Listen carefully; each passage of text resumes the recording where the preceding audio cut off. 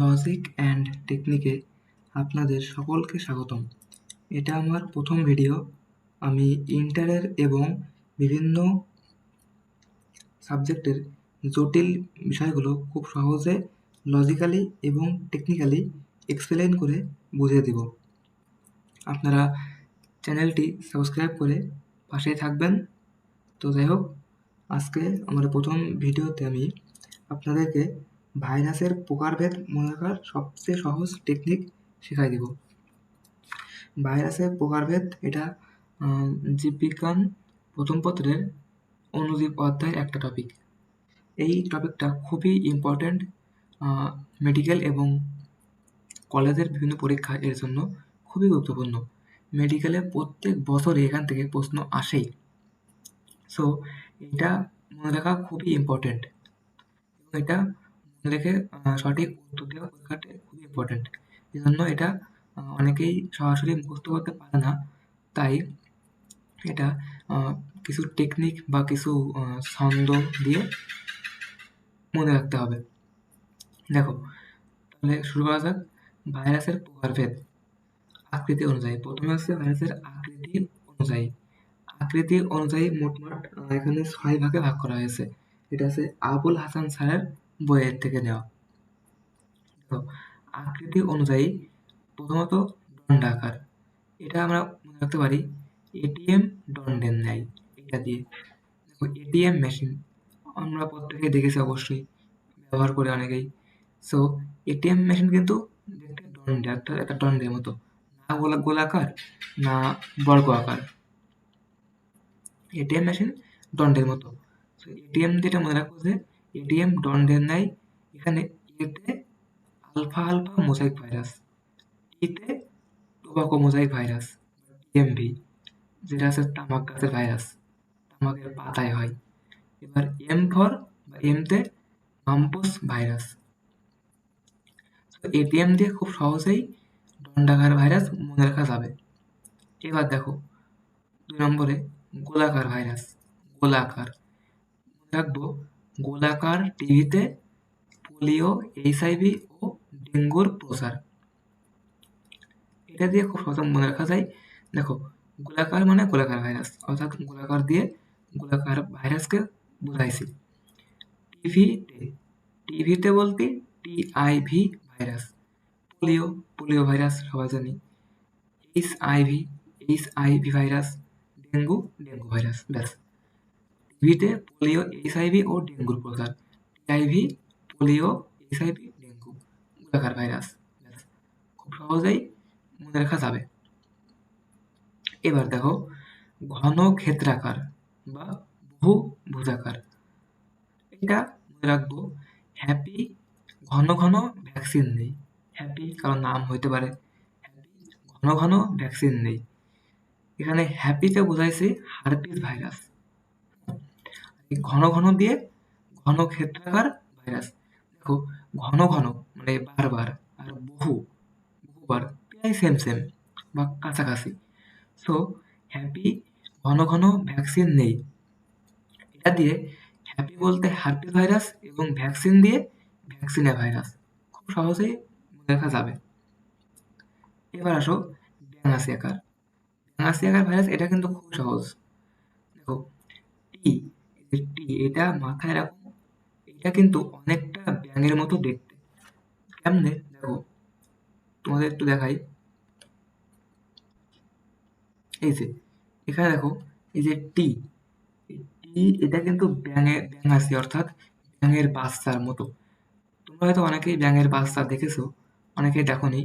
ব্যাঙের বাচ্চা কিন্তু যখন একেবারেই বাচ্চা অবস্থায়, তখন কিন্তু ব্যাঙ কিন্তু তোমরা মানে এখন যেমন দেখছো ওরকম থাকে না, অনেকটা এরকম থাকে। মাথাটা অনেকটা মোটা এবং লেজের দিক থেকে অনেক লম্বা। প্রথম দেখে মনে হয় কি যে মাছের বাচ্চা, এরকম মনে হয় অনেক সময়। আমরা দেখছি সে অবশ্যই চিনবে। সো এগুলোকে ব্যাঙের বাচ্চা বা ব্যাঙাসি বলে। এবার যেহেতু টি এটা অনেকটা ব্যাঙের মতোই দেখতে, সো টি সিরিজের ভাইরাসগুলো ব্যাঙাসি ভাইরাস। টি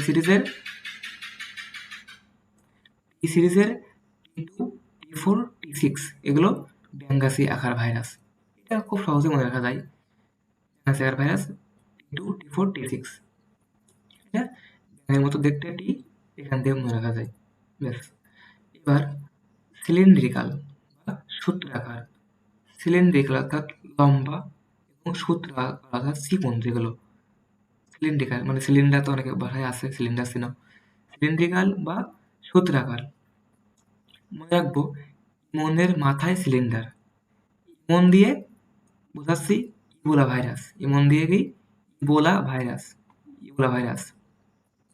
আর মাথায়, মাথায় দিয়ে মোটরের স্ট্রিক ভাইরাস, মোটরের স্ট্রিক ভাইরাস। আর সিলিন্ডার দিয়ে সিলিন্ড্রিকাল ভাইরাস। তাহলে ইমনের মাথায় সিলিন্ডার দিয়ে খুব সহজে মনে রাখা যাবে। ইমন অর্থ ইবোলা ভাইরাস, সিলিন্ডার অর্থ সিলিন্ড্রিকাল ভাইরাস। এবার আসো ডিম্বাকার। ডিম্বাকারটা, ডিম্বাকারটা হলো, এটা মনে রাখবা ডিমফ্লুয়েঞ্জা। ডিমফ্লুয়েঞ্জা ফর ইনফ্লুয়েঞ্জা। ইনফ্লুয়েঞ্জা আছে জ্বরের ভাইরাস, অনেকেই জানো, এটা অনেকেই জানে। তো এখন থেকে মনে রাখবা ডিমফ্লুয়েঞ্জা। এখানে ডিমফ্লুয়েঞ্জা, ইনফ্লুয়েঞ্জা ভাইরাস, ডিম্বাকার, ইনফ্লুয়েঞ্জা, ব্যাস হয়ে গেল। এবার ডিএনএ ভাইরাস, এটা কিন্তু খুবই ইম্পর্টেন্ট। এখান থেকে বিকেলে অনেকবার প্রশ্ন আইছে, ডিএনএ ভাইরাস কোনগুলো, এখান থেকে খুবই প্রশ্ন আসে, এটা খুব ইম্পর্টেন্ট। এটাকে মনে রাখবা, ডিএনএ ভাইরাস খুব অল্প আছে, এজন্য সহজেই মনে রাখা যায়। দেখো, টিটু ভাই এইচবি অ্যাড করে, টিটু ভাই এইচবি অ্যাড করে, এখান থেকে টিটু, টিটু ভাইরাস খুব সহজ, টিটু, টিটু ভাইরাস। আর টিটু দিয়ে আরটা মনে রাখতে হবে টিআইভি ভাইরাস, অর্থাৎ টিটু দিয়ে, অর্থাৎ টিটু দিয়ে টিটু ভাইরাস এবং টিআইভি ভাইরাস মনে রাখতে হবে। আর ভাই, ভাই দিয়ে ভ্যাকসিনিয়া এবং ভ্যারিওলা। ভাই, ভাই আছে ভ্যাকসিনিয়া, ভ্যারিওলা, এই দুটো মনে রাখতে হবে। এইচবি, এইচবি দিয়ে মনে রাখবে হেপাটাইটিস বি। এইচবি মানে তো হেপাটাইটিস বি, সংক্ষিপ্ত রূপ এইচবি, হেপাটাইটিস বি। এটা কিন্তু গেলে আই মিন আমার মনে হয় 19-20 সালে এই প্রশ্নটা আইছিল যে যে হেপাটাইটিস বি কোন ভাইরাস। হেপাটাইটিস বি একটি ডিএনএ ভাইরাস। এবার অ্যাড করে, অ্যাড দিয়ে মনে রাখো adeno herpes, adeno herpes simplex, adeno herpes simplex virus. এবার কথা হচ্ছে এখান থেকে অনেক সময় শুধু হারপিস লেগে, শুধু হারপিস ভাইরাস ডিএনএ নাকি আরএনএ, এরকম প্রশ্ন আসে। এখানে অনেকেই গোলায় যায়। মনে রাখবে অ্যাডিনো হারপিস বললেও ডিএনএ ভাইরাস হবে, হারপিস বললেও ডিএনএ ভাইরাস হবে, আবার অ্যাডিনো হারপিস সিম্পলেক্স একবার বললে তো অবশ্যই ডিএনএ ভাইরাসই হবে। সেখান থেকে ডিএনএ ভাইরাস মনে রাখবে টিটু ভাই অ্যাড করে, সরি টিটু ভাই ইসবি অ্যাড করে, এটা এটা কিন্তু খুবই গুরুত্বপূর্ণ। এবার আরএনএ ভাইরাস, আরএনএ ভাইরাস হচ্ছে ডিএনএ ভাইরাসের এইগুলো বাদে বাকি সবই আরএনএ। দেখো বা বাকি সবই আরএনএ, এবং তোমরা মানে যেগুলোর সাথে পরিচিত বা যেগুলো প্রতিনিয়ত শুনছো, যেমন পোলিও ভাইরাস, এই যে নভেল করোনা ভাইরাস, এটা খুবই আলোচিত বিষয়। তারপরে ডেঙ্গু ভাইরাস, হ্যাঁ, এই সকল ভাইরাস, মামপোস, এই সকল ভাইরাস খুবই এক কথায় সচরাচর ভাইরাসগুলো, এগুলো হচ্ছে আরএনএ ভাইরাস। হ্যাঁ, অর্থাৎ ডিএনএ বাদে বাকি সবই বা সিম্পল ভাইরাস যেগুলো অ্যাভেলেবেল, বা এক কথায় অ্যাভেলেবেল বলতে মানে হ্যাঁ ওরকমই, যে এগুলো খুবই শোনা যায়, মাঝে মাঝে এই ভাইরাসের নিয়ে রোগ হয়েছে বা বিভিন্ন দেশে এই ভাইরাসগুলোর প্রকোপ খুব বেড়ে গেছে, এরকমটা। এখানে একটা বিষয় রয়েছে যে ডিএনএ ভাইরাস, ডিএনএ এবং আরএনএ, আমরা প্রত্যেকে জানি এটা যে ডিএনএ 2 সূত্রক বা দ্বিসূত্রক এবং আরএনএ 1 সূত্রক। এখানে একটা বিষয় রয়েছে যে যে পার্ভোভিরিডে গোত্রের, পার্ভোভিরিডে গোত্রের যে ভাইরাসগুলো, সেইগুলোর ডিএনএ হচ্ছে 1 সূত্রক, এবং রিওভিরিডে, রিওভিরিডে গোত্রের ভাইরাসের আরএনএ দ্বিসূত্রক। আরএনএ 1 সূত্রক হয়, কিন্তু রিও ভিরিডে গোত্রের ভাইরাসের আরএনএ দ্বিসূত্রক। এখান থেকে প্রশ্ন অনেক সময় আসে যে কোনটি, মানে কোন ভাইরাসটির আরএনএ দ্বিসূত্রক। এটা বইতে রয়েছে, এটা একটু মুখস্থ করতে হবে। রিও ভাইরাস এবং ধানের বামন রোগের ভাইরাস এর আরএনএ দ্বিসূত্রক, আর আর ডিএনএ একসূত্রক হচ্ছে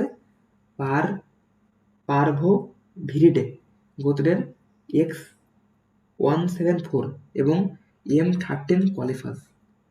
এই প্রশ্ন অনেক সময় কলেজ এক্সামে আসে। আর বহিস্থ আবরণ অনুযায়ী ভাইরাস রয়েছে বহিস্থ আবরণহীন এবং বহিস্থ আবরণযুক্ত, আবার পোষক দেহ অনুসারে কিছু আছে। এগুলো একটু মুখস্থ রাখতে হবে নিজের মতো করে। এখানে আর তেমন কোনো মানে ট্রিক্স দেওয়া নেই, কারণ এখানে বেশিরভাগই এক্সাম্পলে 1-2টা করে রয়েছে, তো এগুলো একটু মাথায় রাখতে হবে যা হোক করে। সো এভাবে খুব সহজেই ভাইরাসের প্রকারভেদ মুখস্থ করা, মানে মুখস্থ করার দরকার নেই, খালি এই ট্রিক্সগুলো মনে রাখলেই হয়ে যাবে খুব সহজেই। তো যাই হোক, আজকে এই পর্যন্তই।